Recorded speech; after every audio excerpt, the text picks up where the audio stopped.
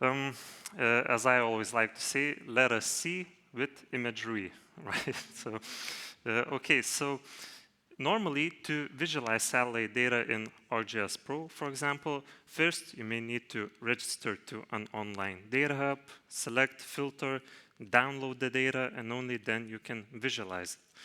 Well, I'm here to remind you that you already have lots of different satellite imagery available in your ArcGIS Pro, which you can easily find, add to your project using the Esri Living Atlas library. You can add imagery for a quick visual analysis, but if you want to, you can also clip and export this data for more complex workflows. Now, unfortunately, free satellite data may sometimes be lacking in spatial or temporal resolution. In such cases, commercial satellite data providers like Planet, who offer medium resolution imagery with daily revisit times and global coverage, can really help accomplish our tasks. So, for example, Planet have an ArcGIS Pro add-in that easily integrates their extensive archives into one place where you can search for images and, if you wish, download and add them to your project right in one place. Now, to better understand the differences of what you can expect between free and commercial satellite data, let's do a quick comparison. So right here, I have a 10-meter resolution image of the Sentinel-2 satellite, and I'm zoomed in to an extent of 1 to 20,000. Now, visually, the smallest objects you can probably identify are buildings, perhaps roads and rivers, right? But let's see what happens when I add a commercial image to my map. So suddenly, not only I can identify buildings, I can even identify cars. I can tell what color they are. I can also identify road signs, electrical poles, and similar sized objects.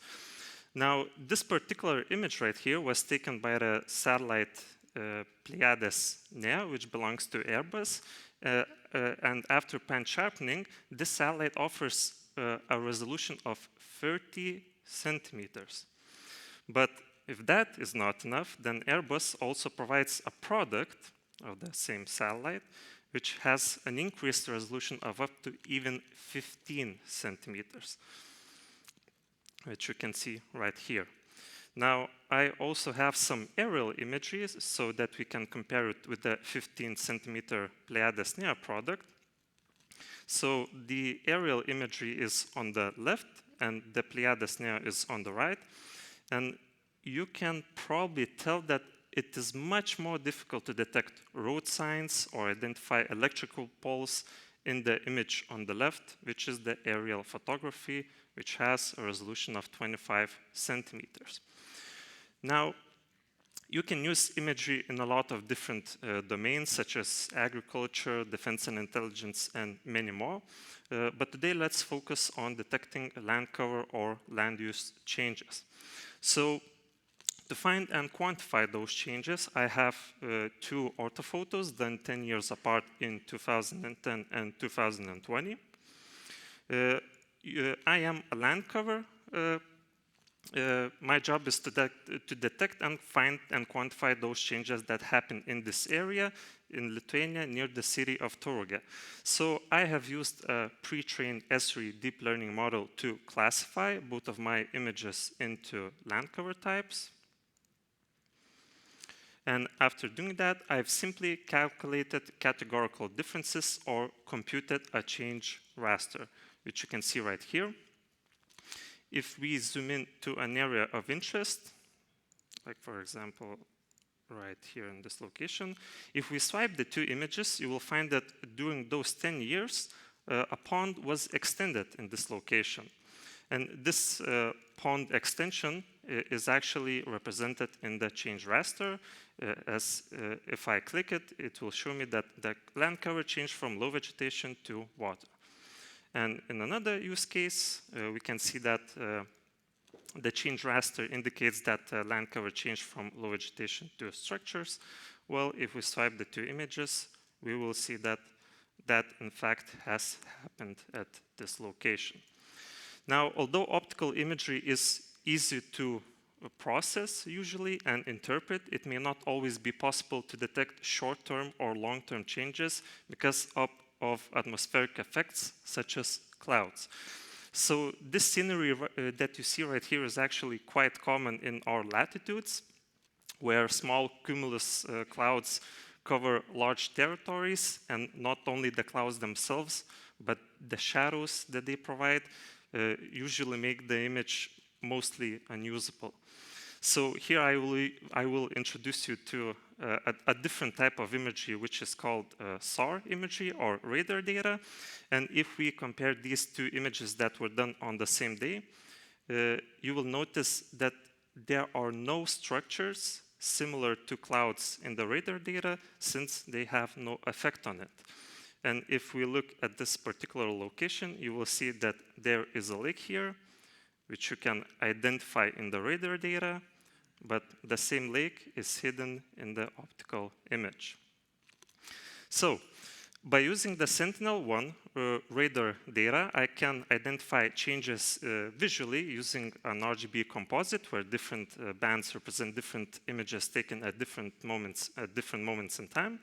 But I am also able to quantify those changes. So for this example, I have taken two Sentinel-1 images done 5 years apart. And after some pre-processing and after I've used some math tools, I was able to identify and quantify meaningful differences that have happened during those 5 years. And if we zoom into an area of interest, you will see that during those 5 years in the radar data, a white blob has appeared in this location. Well, if we look at the world imagery, which is available from Esri, and we swipe these two optical images, you will find that during those 5 years, a construction site has appeared in this location. Now, Sentinel-1 is free, but it's not daily nor high resolution. So commercial radar data may be a better alternative. So here I am zoomed into the port of Rotterdam.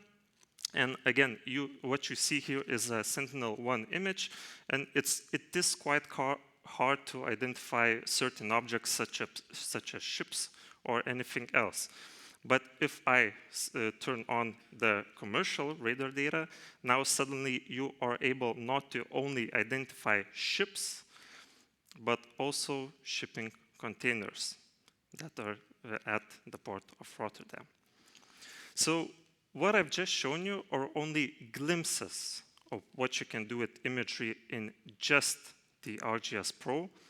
Overall, the entire ArcGIS ecosystem offers extensive support for different, even niche sensors or workflows used for in different domains that I didn't show today, such as climatology, geology, and many more.